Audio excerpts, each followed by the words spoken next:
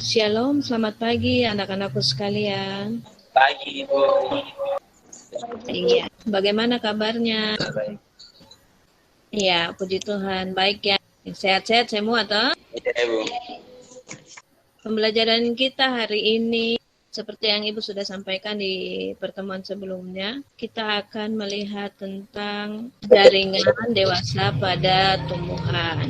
Oke, tapi sebelum itu, kita akan berdoa sama-sama ya. Ibu minta kesediaan dari Boki, pimpin kita dalam doa. Mari kita doa Bapa kami secara bersama-sama. Berdoa mulai.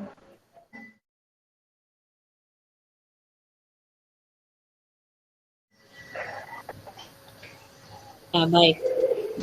Terima kasih Boki.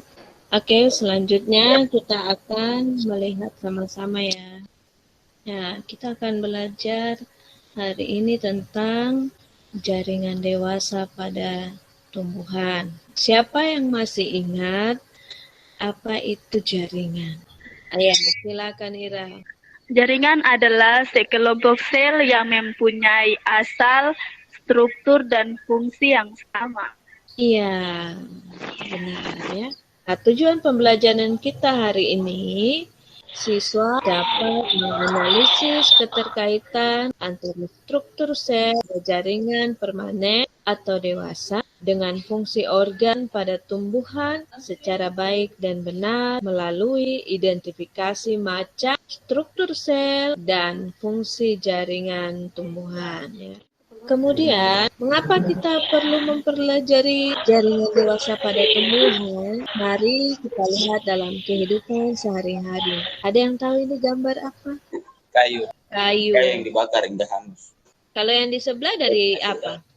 Tempurung kelapa. Benar sekali. Sekarang Ibu tanya, biasanya dibuat untuk apa ini? Bisa campur dengan lain.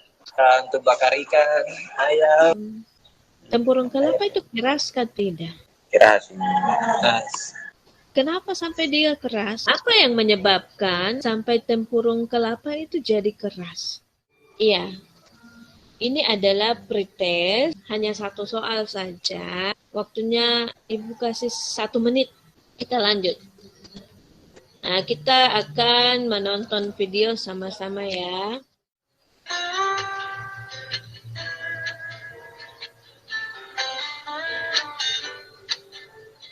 Diamati ya, apa yang terjadi. Ini tanaman cabai yang kemarin layu, sekarang udah segar kembali. Ya. Gak ada yang mati. Oke, setelah kalian menonton video, kira-kira apa yang terjadi di sana? Apa yang sudah diamati dari video? Ada yang mau menjawab? Karena tanaman rica kekurangan air, jadi layu. Ada lagi? Ada Ibu. Kenapa tanaman yang tadinya subur pas disiram? Kenapa tumbuhan yang tadinya subur serta disiram menjadi layu? Oke, iya. Ibu rasa cukup ya. Kita kasih aplaus dulu untuk teman-teman yang sudah bertanya. Yeay. Terima kasih. Kalian hebat semua ya. Ibu senang sekali karena hari ini kamu semua bisa ada yang mau bertanya. Artinya kita mau belajar.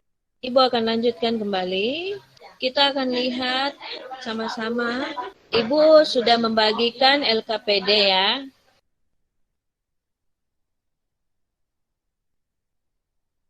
Iya, baik. Lakukan identifikasi ya. Di situ ada identifikasi masalah, itu diisi dengan pertanyaan yang tadi. Jadi yang pertama itu, kenapa kekurangan air sehingga menjadi layu? Kemudian terkena cahaya matahari. Kemudian mengapa tanaman cabai bisa subur kembali? Tadi itu pertanyaannya. Imboki, kemudian kenapa tumbuhan yang layu setelah disiram air dia menjadi subur kembali. itu dimasukkan ke dalam kolom pertanyaan yang ada di LKPD itu. Yang ini ya, kemudian nanti ada gambar jaringan, kemudian nama jaringan dan struktur, lalu letak, ciri dan fungsi. Nah, itu diisi. Setiap siswa mendapat bagiannya masing-masing ya. Silakan setiap siswa mengisi satu dari kolom yang kosong. Nah, kemudian nanti di bawah sini ada pertanyaan yang tadi, mengapa tanaman cabai bisa subur kembali setelah disiramkan? Nah, itu dijawab kembali. Sampai di sini bisa dimengerti? Oke ya, terima kasih. Silakan dikerjakan. Ibu berikan waktu hanya 10 menit. Silakan dikerjakan ya. Jadi nanti kan akan kamu menjawab tentang kolom-kolom yang kosong itu, jaringan apa saja, strukturnya bagaimana, letaknya di mana, kemudian fungsinya apa. Nanti setelah kamu identifikasi seperti itu, pertanyaan yang tadi kalian sudah buat, itu bisa dijawab, begitu. Bisa dijawab, ya. Kenapa sampai tanaman yang tadinya layu, itu bisa segar kembali setelah disiram? Kenapa sampai segar kembali? Kemudian nanti juga bisa menjawab yang tadi, yang pertanyaan tentang arang. Arang itu dibuat dari struktur yang mana, jaringan yang mana yang menyusunnya. Kenapa sampai tempurung kelapa itu keras? Kenapa sampai batang kayu itu keras? Jaringan apa yang menyusunnya? Gitu ya. Kita cukupkan saja untuk menjawab pertanyaan yang ada di dalam LKPD. Sekarang kita akan masuk pada presentasi. Siapa yang mau melakukan presentasi? Ada yang mau melakukan presentasi lebih dulu? Ibu harap semua bisa melakukan presentasi ya, karena tadi kan Ibu menyampaikan bahwa kalian tuh satu persatu ya, satu-satu menjawabnya.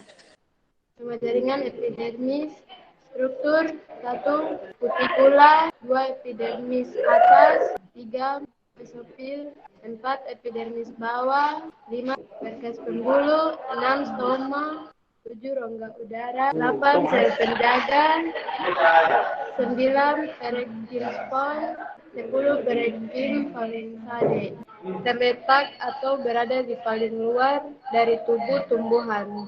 Ciri-ciri: 1. Tersusun dari sel-sel hidup. 2. Terdiri atas satu lapisan sel tunggal. 3. Beragam bentuk, ukuran, dan susunannya. 4. Tidak memiliki klorofil. 5. Dinding sel jaringan endodermis bagian luar yang terbatas dengan udara mengalami penembalan. Fungsi: melindungi tumbuhan dari pengeluaran air yang berlebihan.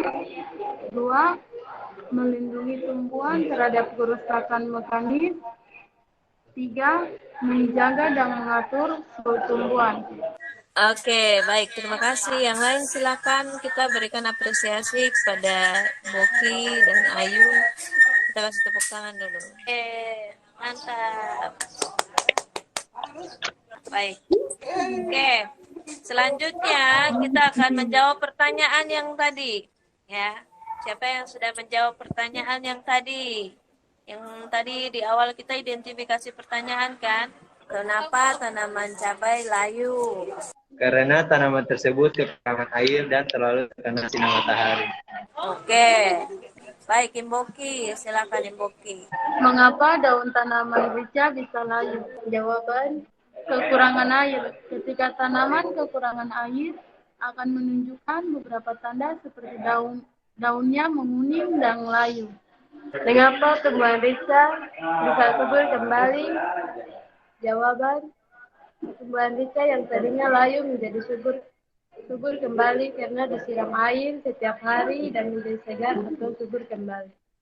Kenapa tanaman rica bisa subur kembali? Jawabannya, karena tanaman rica itu disiram sehingga ia bisa subur kembali.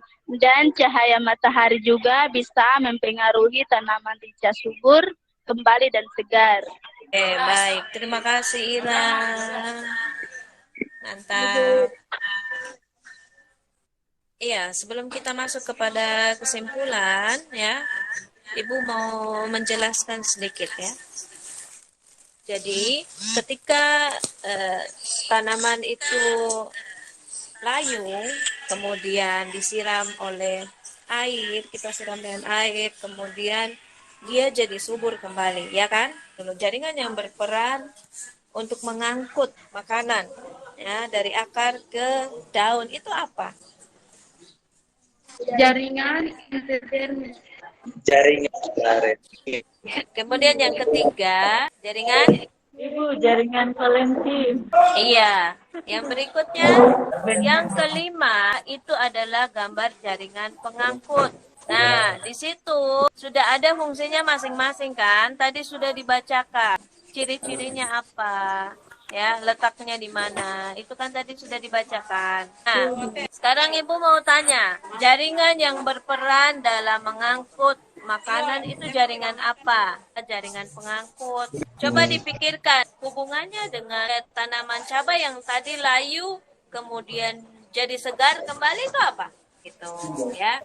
Ibu juga lihat siapa yang duduk tenang, siapa yang jalan ke sana kemari, Ibu juga lihat. Jaringan pengangkut ada berapa macam? 2. Nah, ada 2. Ada silem dan juga Phloem. iya, ada phloem. Nah, yang silem itu dia mengangkut dari akar ke daun. Sedangkan yang phloem itu dari daun ke seluruh bagian tubuh tumbuhan ya. Nah, itu sangat berperan dalam proses yang tadi, cabai yang tadinya layu, kemudian disiram air, lalu menjadi segar kembali. Oke, itu menjadi tugas ya, dijelaskan hubungan antara jaring pengangkut dengan layunya tanaman cabai sampai menjadi segar kembali ya, itu dijadikan tugas saja. Nah, sekarang kita simpulkan ya, kita buat kesimpulan. Siapa yang bisa menyimpulkan pembelajaran kita hari ini? Kesimpulannya, Ya, silakan Esther. Kesimpulan, Ibu sampaikan ya. Kesimpulan itu selalu diambil dari tujuan pembelajaran kita. Kesimpulan diambil dari tujuan pembelajaran. Tujuan pembelajaran itu ada di LKPD. Coba di bagian depan LKPD itu ada tujuan pembelajarannya. Iya. Kesimpulan diambil dari tujuan pembelajaran. Tujuannya kita di sini diharapkan kalian bisa menganalisis keterkaitan antara struktur sel dengan fungsi organ, ya. Begitu. Jadi tadi kan kita sudah belajar apa saja jaringan dewasa pada tumbuhan, fungsinya apa, begitu ya. Nanti disimpulkan ya, dibuat kesimpulan. Ibu nanti tunggu di Google Form. Ibu akan bagikan link Google Form. Ibu sudah kirim, ya. Itu hasilnya nanti dikumpul di situ. Bisa toh? Ya. Oke. Selanjutnya kita kembali ke post-test kita yang tadi. Siapa yang bisa menjawab ini?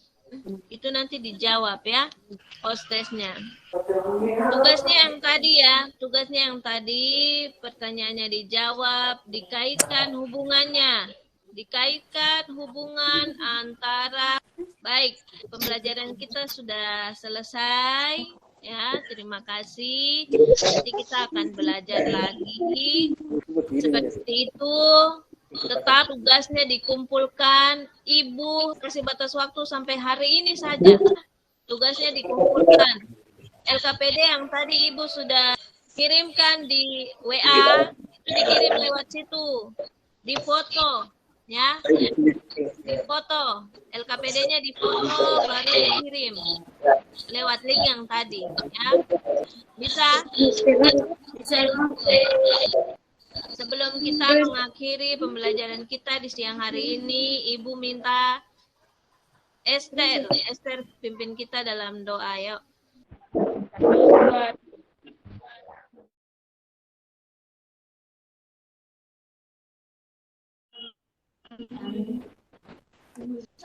Iya, baik. Terima kasih Esther. Terima kasih semuanya.